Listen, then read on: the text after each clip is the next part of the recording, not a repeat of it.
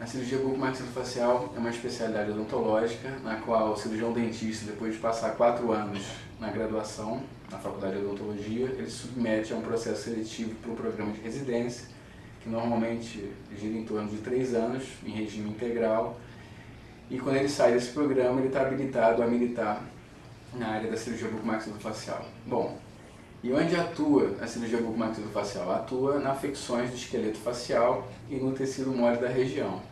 Bom, quais são essas afecções? São patologias, ou seja, lesões patológicas, como cistos, tumores e outros,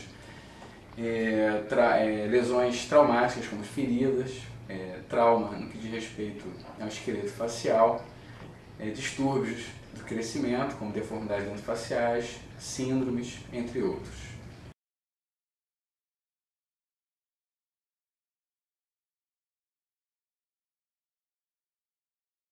Bom, uma dúvida que normalmente acomete alguns pacientes, seus parentes e também alguns ortodontistas diz respeito à cirurgia ortognática. Antes de nós falarmos especificamente o que é a cirurgia ortognática, é importante nós sabermos onde ela atua. Normalmente ela atua em pacientes que têm algum tipo de desproporção no que diz respeito ao crescimento dos ossos da face. Exemplos, pacientes que têm a mandíbula grande no sentido anterior-posterior, pacientes que têm a mandíbula curtinha, que é o retrognato. Alguns pacientes têm desproporção no que diz respeito ao crescimento vertical da face. Um exemplo, no nosso meio, Ronaldinho Gaúcho, que tem um excesso vertical da maxila, ou seja, a maxila dele cresceu muito no sentido inferior.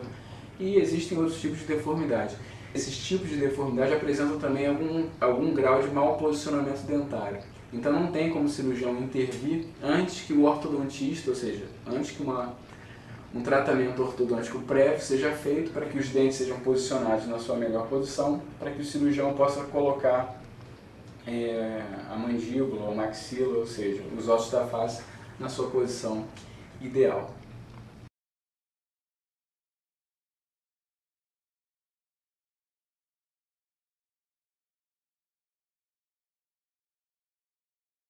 Bom, normalmente um assunto que acaba trazendo algum tipo de questionamento, algumas dúvidas, não só para os pacientes, mas também para os seus familiares, diz respeito à anestesia geral.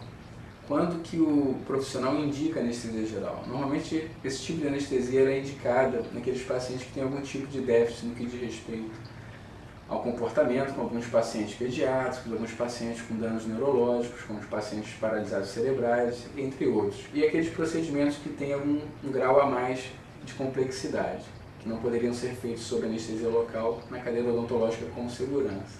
Normalmente esses pacientes são trazidos ao ambulatório, ou seja, ao consultório. É solicitada uma gama de exames laboratoriais para que seja feito o risco cirúrgico. Ele é indicado a um cardiologista da equipe para que esse risco cirúrgico seja realizado e o procedimento seja marcado em nível hospitalar. Normalmente o hospital ele é escolhido como um acordo entre o cirurgião e o anestesista para trazer segurança ao paciente. Normalmente ele interna no mesmo dia do procedimento, por volta de 7, 8 horas da manhã. O procedimento começa às 9 e no final do dia ele recebe a sua alta hospitalar, na grande maioria das vezes.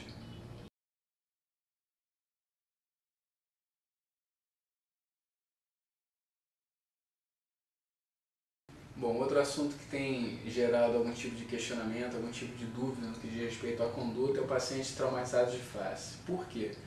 Porque normalmente esse paciente, quando ele sofre trauma na rua, numa estrada, num acidente automobilístico, ele tem o seu primeiro atendimento sendo realizado no hospital de emergência, onde nesse momento é priorizada a vida do paciente. Quando ele é estabilizado no mesmo dia, 2, 3 dias depois, isso vai depender da intensidade do trauma, o cirurgião bucomaxilofacial é solicitado para que seja feita a avaliação no que diz respeito à face. Bom, é importante lembrar que dificilmente uma fratura de face vai precisar ser reduzida, ou seja, ser tratada no dia do trauma. Por quê? O paciente vai estar inchado, ele vem da rua geralmente com o estômago cheio, isso é um problema no que diz respeito à anestesia geral. Nós não conhecemos o paciente se ele tem algum problema sistêmico, como diabetes, hipertensão, cardiopatias, entre outros. Então, normalmente, nós preferimos tratar o paciente 3, 4 dias depois, porque ele vai estar menos inchado.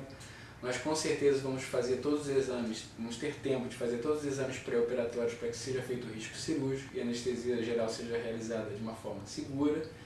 E, com certeza, vamos avaliar o paciente melhor no que diz respeito a exames de imagem. Tomografias, ressonância magnética, radiografias convencionais, tomografia computadorizada, dentre outras.